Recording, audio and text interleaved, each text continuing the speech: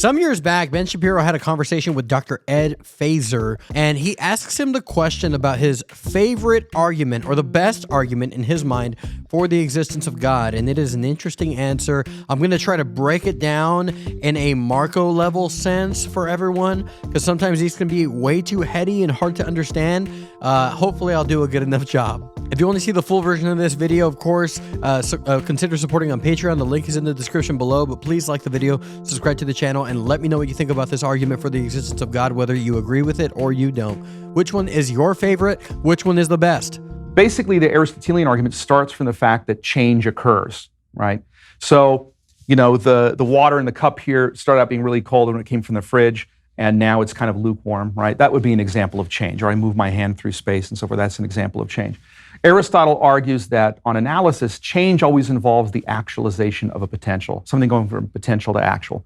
My hand's potentially over there, now it's actually over there. Water's potentially lukewarm, then it becomes actually lukewarm. So you notice that cold water is potentially lukewarm, and then when it is lukewarm, now it is actually lukewarm. So everything is from potential, it could be this, to it actually is this. That's basically what he's saying. He develops this idea in response to a couple ancient Greek philosophers named Parmenides and Zeno, who denied that change was possible. So he presents this argument of what change is as a way to answer them.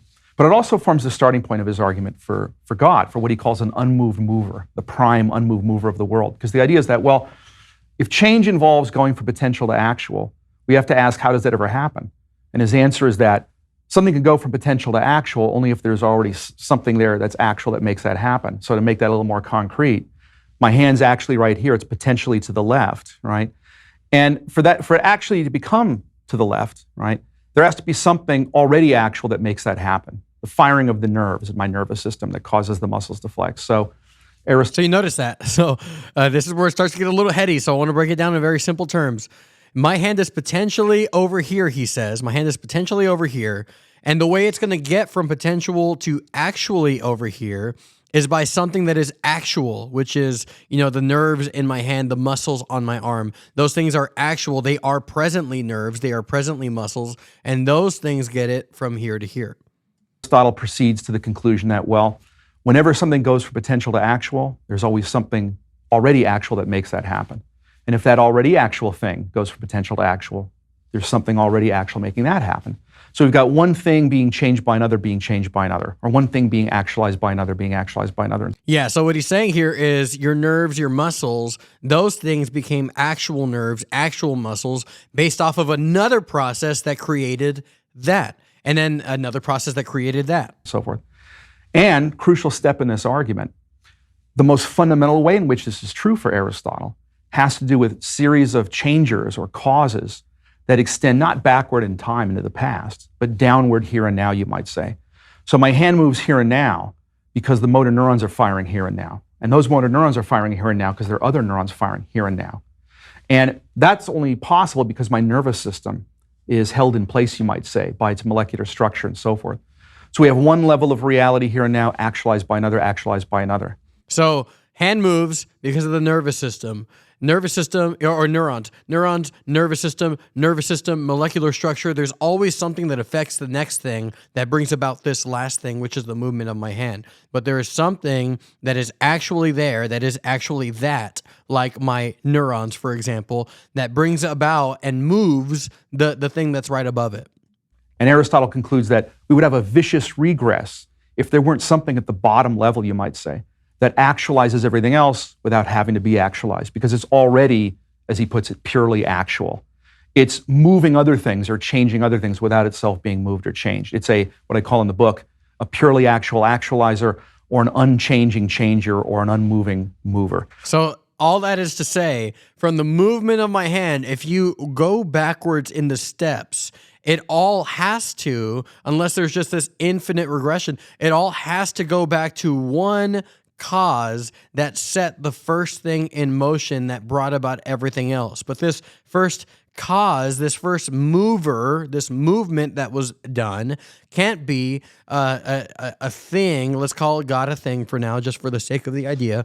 Can't be a thing that was set in motion by something else. This is the original cause of the movement. This is the original cause of something going from potentially something to actually something. So basically, and you can kind of think about it in these terms. You know those really elaborate obstacle courses? I don't even know what to call them, but I'll put something like this on the screen, where like someone just like pushes a domino down, and then and then all the dominoes fall down, and then it knocks over like a Hot Wheel, and it goes down a track, and then it hits a little marble, and the marble goes this way, and then it shoots out of a tube, and it barely has enough weight to like tip over a book, and all that stuff happening. It all started because one person moved something, right? So if the marble amusement park obstacle course thing is our universe, our entire existence, his argument is it all started not on its own, but there was one initial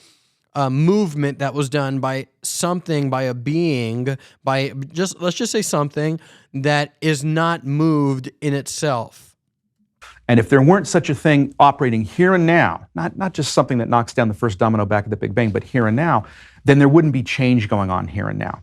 That's the basic idea of the argument. Okay, and what makes that thing God, per se?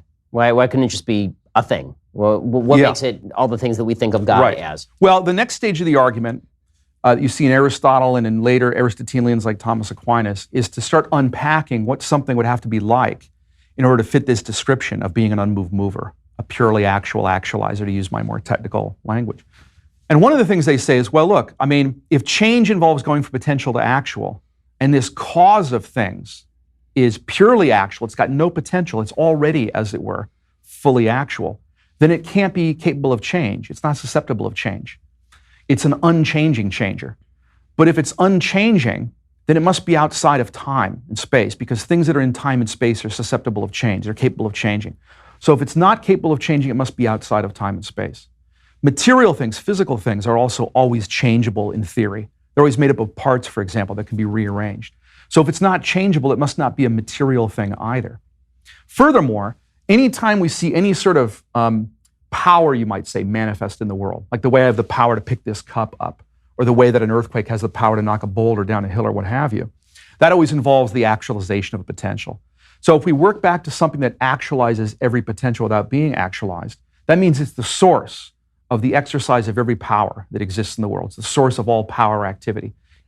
So basically what he's saying is the logical conclusion of this is that the initial mover has to be outside of all these rules that were constructed. Otherwise, if he is part of these rules and underneath these rules, then he's not the initial mover. So therefore, if everything is in motion, and it is, right, everything has, it's caused by something, or it's moved by something, it's affected by something, then therefore there must be this first initial movement that was done, and the one that did that movement has to be outside of that realm. At the first cause, there is a start to all this, has to be something that is unmoved in and of itself, or in and of himself. In case it must be all powerful. So we get attributes, divine attributes or characteristics like being outside time and space, being immaterial, being all powerful, and so forth. And you go down the list. Some of them, the reasoning is a little more complicated, but you can argue that in God there must be something like intellect or thought, something like will or choice. So you get the whole battery of divine attributes that characterize God as traditionally conceived in both philosophy and in the monotheistic religions. Well, that's very interesting. And if you would, go keep on watching the video. I'll link it in the description here. Ben Shapiro is going to ask him about a couple of the counter arguments to this. The idea that everything has just constantly been moving, like the eternal universe kind of an idea. And that's very interesting to watch. But I want to leave you with that argument. What do you think about it? Do you like it? Do you not like it? What are the problems? What are the holes that you would poke into that kind of a logic? The Aristotelean argument here for the existence of God. The unmoved mover is the term that always gets used. Let me know what you think about it. Like the video, subscribe to the channel, consider supporting on Patreon. If I can help you understand it, let me know. If you still don't understand it, let me know. If you like it, you don't like it, I'm very curious to hear what you have to say. I love you all very much. God bless you. I will talk to you soon. Goodbye.